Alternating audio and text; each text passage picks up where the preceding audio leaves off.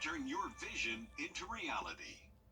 Introducing the First Alert Radar Network. With up to 10 times the resolution of other local radars and technology that can pinpoint right down to your street. First just got faster.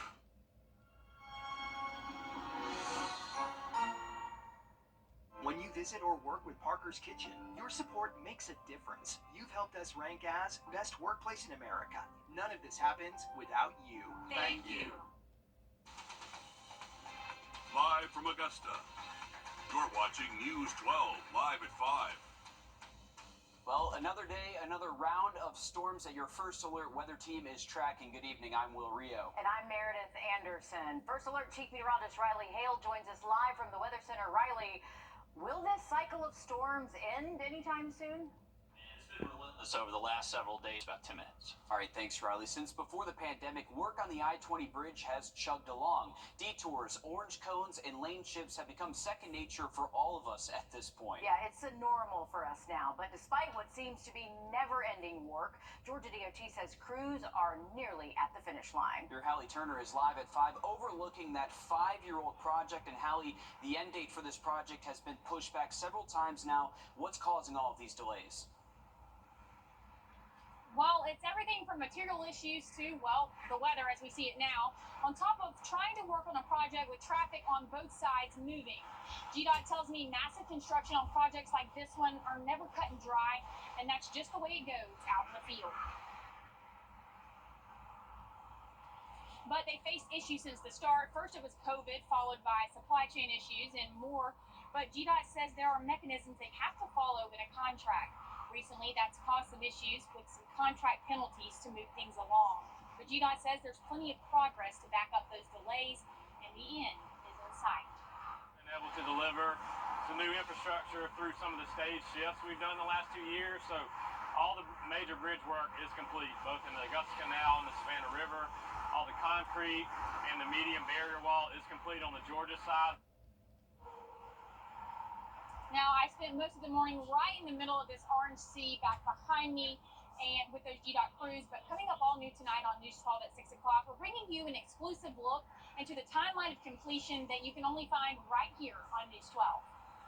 All right, thanks, Hallie. We have been eagerly awaiting the end of this project. I mean, we are basically, it's our backyard. Yeah, it is. It's the new normal for us every day here on Live at 5. You see the traffic back up eastbound going into South Carolina. So, yeah. It's a problem. It sure is. Hallie, come on inside and dry off a little bit. Thanks for that update. Georgia prosecutors want to use additional evidence in the trial of Leilani. 3 members of a well-known Georgia gospel group were killed in a plane crash in Wyoming over the weekend. The 3 singers were part of the Neelands, a Grammy Award-nominated group. They were inducted into the Gospel Music Association Hall of Fame in 2016. There were 7 victims total in this crash, which also included a Georgia Department of Corrections Board chairman, according to Georgia Governor Brian Kemp.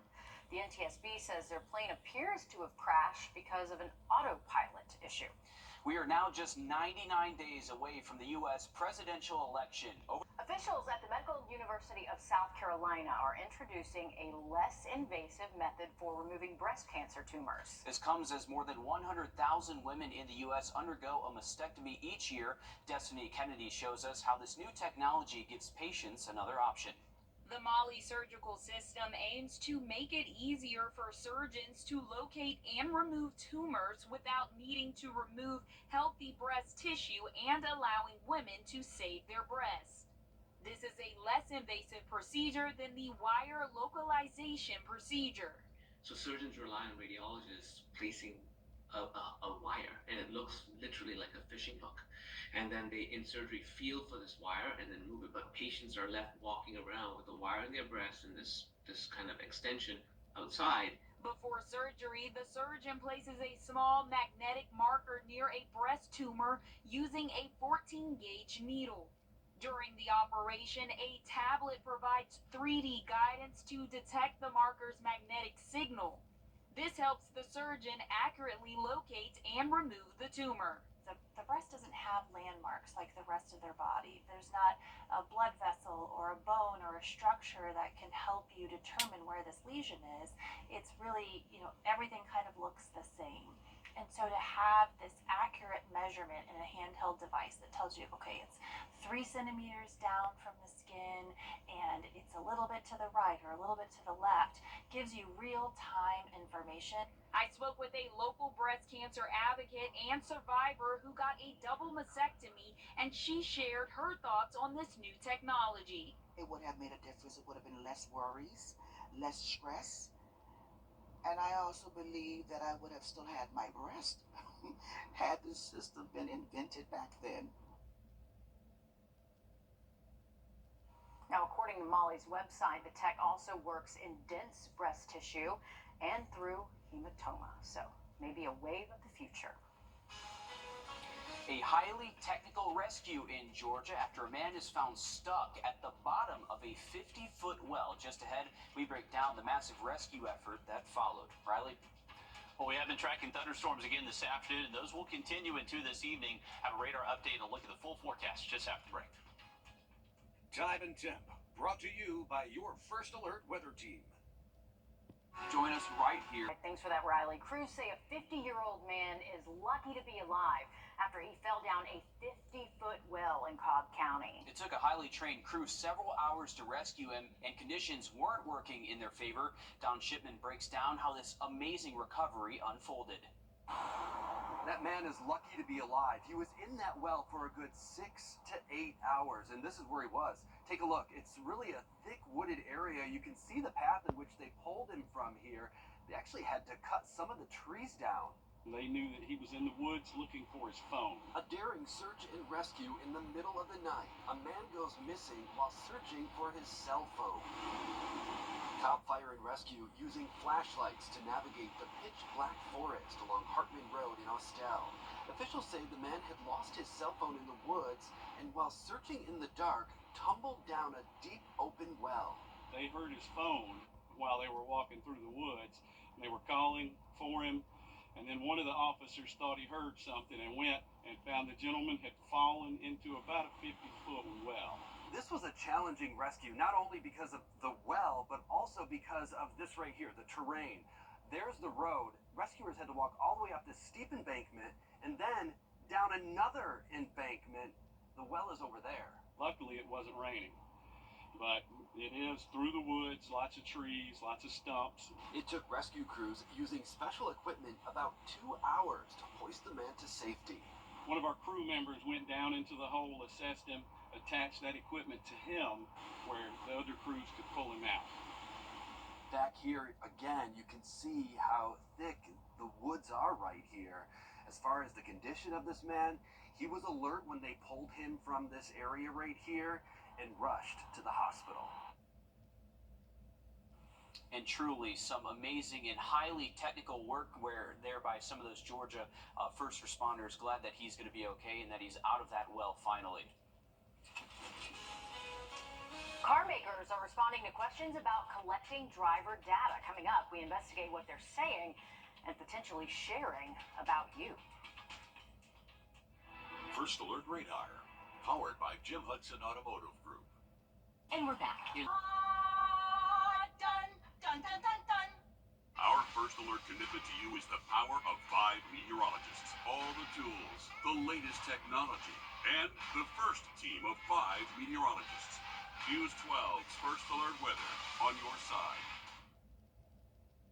Modern cars are watching us using their cameras and their smart features. For the first time, we're hearing from the automakers following an alarming number of recent reports finding some manufacturers are not only tracking but sharing.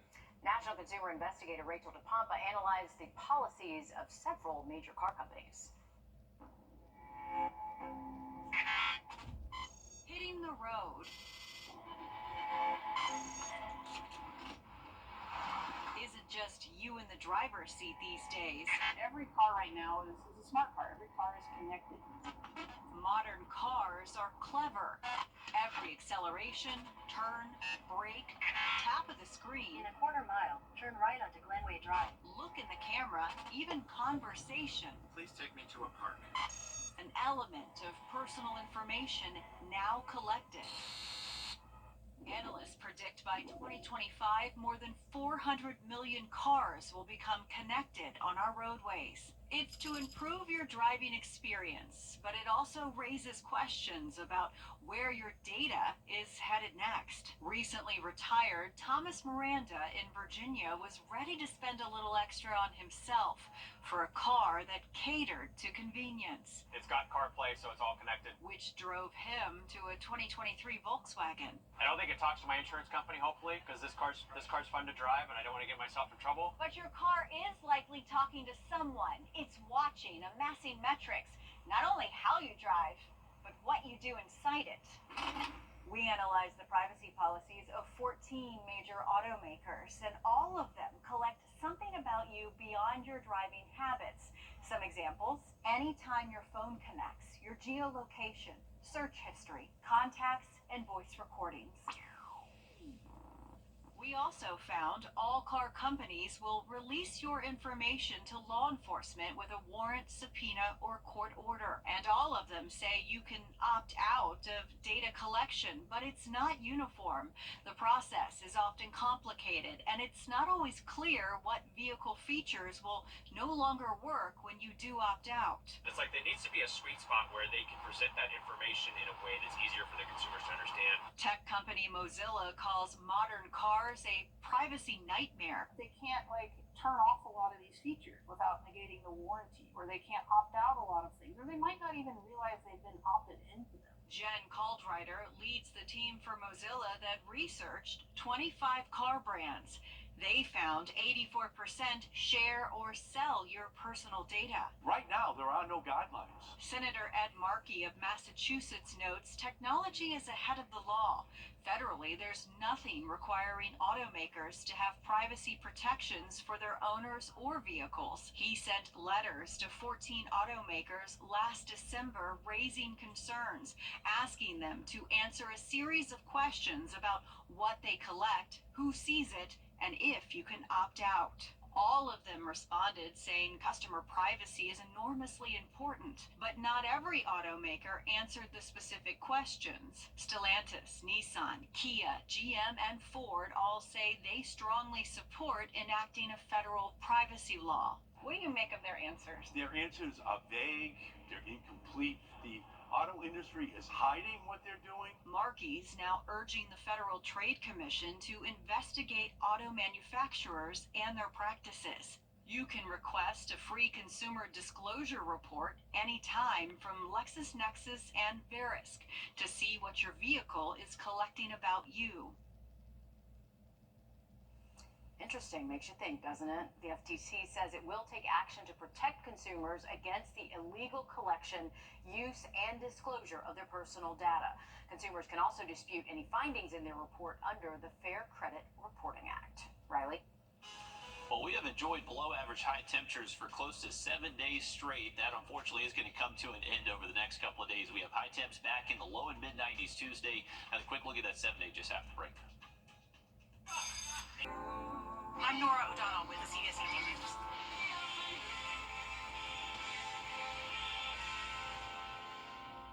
A serious accident creates a lot of right now problems. You're worried about your injuries, the medical bills, and whether you'll get stuck paying for it all. You shouldn't have to chase after a lawyer to get the help you need. With me, you won't have to. I'm Austin Jackson, your guy in Augusta. If you've been injured, my team will get to work right away. And you don't have to pay us anything unless we get money for you. Injured? Call Austin Jackson, the Augusta guy. 706-724-7224. We won. Trust Chief Meteorologist Riley Hale for your first alert. Parker's House, a home for women, provides security for women as they seek safe and stable housing. Round up at checkout in Parker's Kitchen and we'll match 25% of your donation. You're watching News 12 live at 5. Continues. Well, more rain rolling through our area this evening. A welcome change from the heat, but not making much of a dent on the drought in both Georgia and South Carolina. Welcome back to Live at 5. I'm Will Rio. And I'm Meredith Anderson. Hard to believe it's not a dent in the drought, but it's not. First Alert Chief Meteorologist Riley Hale joins us from the Weather Center. Riley, we have been stuck in this. We're going to look at those hot temperatures heading our way in just about 10 minutes. Sounds good. Thanks, Riley. A human trafficking investigation in Grovetown sending shockwaves through our area. Yeah, neighbors described their shock after learning police say a victim ran into the Grovetown police station last week begging for help, saying she'd been trafficked across the state for months. Your Sydney Hood joins us live at 5 in our newsroom in Sydney. While the Grovetown investigation continues tonight, this really does highlight how crimes like human trafficking can happen right under our noses. Exactly, Meredith. Experts say the biggest issue they are seeing right now are people being trafficked by someone they know. The Georgia Attorney General's office says the average victim is a 6th to 8th grade girl. Numbers from the National Human Trafficking Hotline show 281 cases were identified in Georgia in 2021, and more than 1,000 victims were involved in these cases. But it's not just a problem in Georgia. The South Carolina Law Enforcement Division reported that 357 cases that involved nearly 500 potential victims in 2023. Experts say this is a problem happening in front of us and impacts you more than you think.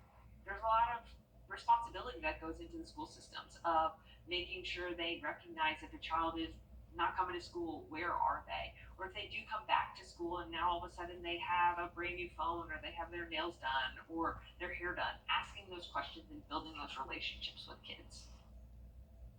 And experts say that awareness is key. And coming up all new tonight on News 12 at 6 o'clock, we'll show you how you can get involved in helping stop the problem.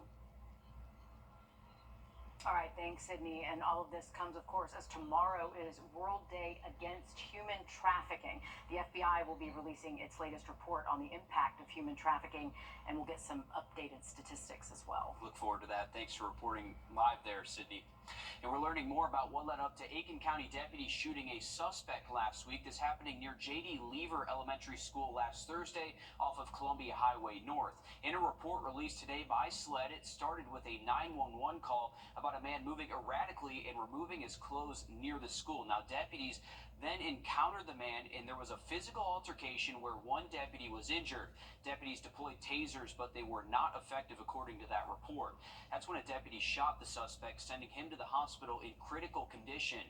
A deputy injured was also treated at the hospital. The incident put the nearby elementary school into lockdown, but no kids were ever in danger, authorities say. SLED continues to investigate this shooting. Of course, as we learn more, we'll keep you guys updated. An Augusta 2-year-old dies days after an unusual report of a possible drowning. The Richmond County coroner says Rayshawn Roberts was hospitalized July 24th after reportedly being found unresponsive in a bathtub on Cross Street Court. A woman at the scene was reportedly attempting to give CPR to the child when first responders arrived. First responders also noticed the child and his diaper were dry despite the call about a drowning.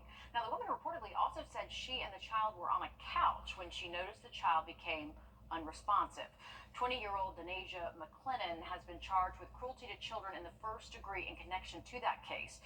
Police say they found the child's mother in the pediatric ICU. She said she'd allowed a woman to care for her child and got a call the child was in the hospital. Now, we don't know yet whether the woman at the apartment, the caregiver, and McLennan are all the same person or not. Water levels on the Savannah River are now back to normal, but we're getting some answers about why river levels dropped last week and if it could happen again. Last week, we saw those river levels drop, causing docks to nearly touch the floor of the river and creating concern among some businesses. Now, today, the U.S. Army Corps of Engineers telling us storms cause them to lose power at least a dozen times a year, causing them to lose control of the gates that control how much water comes and goes out. They have a backup generator in place for when this happens, but are still looking for a more permanent solution. They have received funding to fix 2 gates that are broken, which should happen sometime this fall. And what was unknown at the time was we had lost one of the other phases of power coming in. It had broken underground, and so our gates would not operate. We don't have a system on the dam that just tells us, hey, you've lost a phase of power. It just tells us whether we have power or not. The U.S. Army Corps says even though it is common, the severity that we saw last week is not. They say if they lose control of the gates, it wouldn't cause any excessive flooding, and that they do closely monitor the dam and water levels. A huge congratulations to the next generation of nurses at Aiken Tech. Today, the School of Nursing held its summer 2024 pinning ceremony. This long-standing tradition signals the completion of a nursing degree and the pinning of the nurses by faculty. A pledge similar to the Hippocratic Oath is traditionally made at these pinning ceremonies as well. Again, congratulations to these hard-working nurses from Aiken Tech. Columbia County students are soaking up that last bit of summer vacation as the school district prepares for the first day back on Monday. Today, school bus inspections and safety checks were held to make sure everything is ready to go. Now, this inspection includes a thorough check from top to bottom. All equipment, including tires, brakes, exhaust systems, headlights, engines, marker lights, and the mirrors are examined. Any defects found will be corrected and then rechecked before the beginning of the school year. School bus certificates of safety are issued once a bus is approved. Now, all of this comes as a new Georgia law imposes harsher fines for drivers who ignore the stop signs while a bus is picking up children. So be careful. You're going to be sharing the roads with a lot more buses soon. Oh, yeah. Well, Georgians waiting months to get critical licenses and missing out on critical income as well. Abby Casoras delves deeper into the issue plaguing the state's licensing process. Constant phone calls that I have, March 25th, April 3rd, April 16th. I applied for my license on March 6th of 2024. Eric Ford says after months of phone calls and paperwork, his barber's license finally came in the mail this weekend. I'm just thanking God that I got my license. It had nothing to do with the state. Paying rent and no money coming in, he debated leaving before even opening his doors. And we were going to leave and go back west to Wyoming or Montana, where I thought maybe it was much more of a friendlier area to own a business. If you talk to state lawmakers, they'll tell you they're well aware of the problem. In fact, they've created a special committee to try to find a solution. It's not just barbers. Nurses, funeral directors, and contractors say instead of waiting a standard 5 to 7 business days, they're left in limbo for months. And they say the state's licensing center is not helping. And those are a perfect bureaucratic storm. It's a perfect bureaucratic storm. In the nursing stats, we see a real problem in what is happening in the call center. During a meeting, board presidents asked state lawmakers for more staff workers to go through licensing applications and for help from the Secretary of State's office to improve the call center in Macon. After hours of testimony, lawmakers say something has to change. This is the hardest place I've ever been to open up a business in my 22 years. Ford says for a state that claims to be the #1 state to do business, the state is making it impossible for small business owners in pursuit of the American dream. In Ashburn, I'm Abby Casoras. Athletes playing in that summer heat are cooling down thanks to some new tech. Just ahead, how it was used at the Atlanta Open over the weekend, Riley. And we unfortunately have some dangerous heat making a return to our region for this week. Feel like temperatures getting back close to 105 and maybe even hotter than that. Have a look at the forecast just after the break. Time and Temp, brought to you by your First Alert weather team. Well, this just in, live at 5, the American Red Cross says it's assisting a family of 5 whose home was damaged by a fire this afternoon in Trenton. No word yet on any injuries associated with this fire or what caused it. We'll continue to follow that and bring you updates as we get them. Why is it so hard for two people to find something they both want to watch on Netflix? Too many choices. I'm Jamie Tucker coming up with a smartphone app that will help you decide. First Alert Radar, powered by Jim Hudson Automotive Group. Truck accident. There are more than 40,000 movies and shows on the major streaming services. That's a lot, right? It is a lot. So why is it that sometimes we feel like there is nothing to watch? I'm just scrolling on Netflix aimlessly, but it's bad. Our consumer tech reporter Jamie Tucker has found an app to help out on movie night. What the Tech, sponsored by Augusta Preparatory Day School. It's hard finding something just you want to watch on Netflix or something else because there's so many choices. But if you have two people in the room, well, it's nearly impossible to find something you'll both want to watch. But this app called Match not only finds things that you might like, but they might like too. Here's how it works. Both people download the Matched app on their phone and select your streaming services. Now, each person on their own phone starts rating movies. If it's something you like, swipe right. If left, if it's something you don't care for. This builds a profile of each person's likes and dislikes. Then the app matches your taste in movies with other users on the platform who have the same interests. Now, other apps do this, but Matched takes it a step further. It is a movie app for couples. The results of the recommendations on your phone and their phone are then combined to find matches of movies and shows that both people might enjoy. And if the two of you happen to swipe right on the same movie or show, much like Tinder, you get a match. Those are saved in a to-watch list. You can also read reviews, watch the preview on YouTube if it's available. Now, when you both sit down to find something to watch, you'll have some ideas. A couple of things you should know. While the content is always being updated, the app itself has not been updated in over 2 years. That means no security updates and no new features. And it doesn't always work well when one person has an iPhone and the other person has an Android device.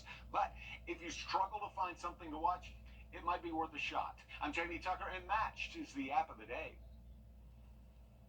As the Olympics continue, Team USA's time in the eventing has come to a close. Yeah, the U.S. eventing team will not be bringing back any medals from the Olympics, but the pride of the competition from the CSRA can be felt across the water, Alyssa. Aiken is the home of Stable View, a prime equestrian training facility. They held Team USA's last outing before they left for France. It's also the home course of Boyd Martin, who was riding atop Fetterman B during the Games. After the three-day competition, the U.S. finished 7th in team standings with a score of 133.70.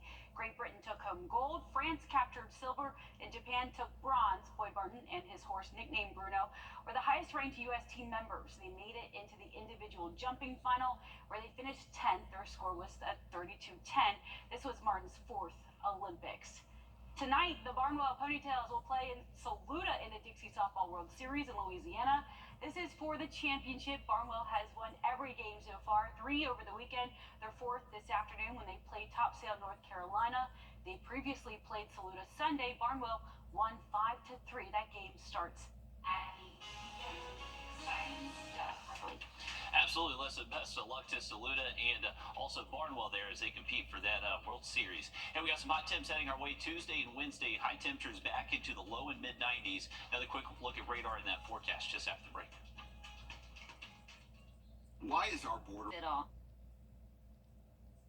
Well, take a look at this. Over the weekend, more than 250 women hit Folly Beach for the 22nd annual Wahine Classic. This is the longest-running girls surf contest on the East Coast and the only contest of its kind in South Carolina. Yeah, you go, girls. There were nearly 20 divisions, one of them being the Goddess 50 and up class. One contestant who is still hanging 10 at the age of 74 says even though she's had a heart attack and she's been bitten by a shark, it is all worth it. Just fun to quit, you know. I'm not the spryest person out there in the water. I really don't care whether I win or lose. I just do it, just to do it. You know, I love it. Makes her feel young, probably. That's awesome right there. Well, there's, you know, the reason if you're saying I don't want to learn how to surf because I'm too old, well, there it goes to show you. Absolutely. I That's mean, awesome. All right. Yep, we got to do it. Very impressive, and luckily the weather looked like it cooperated for that event. It looked really nice there along the coastline. For us here, we have some wet weather to deal with if you are heading out this evening. Be prepared for some rain around, but luckily a little bit dry the next couple of days, but be prepared for the heat. All right, thanks, Riley. Stick with us. Much more news, weather, and sports coming up after a short break on News 12 at 6 o'clock.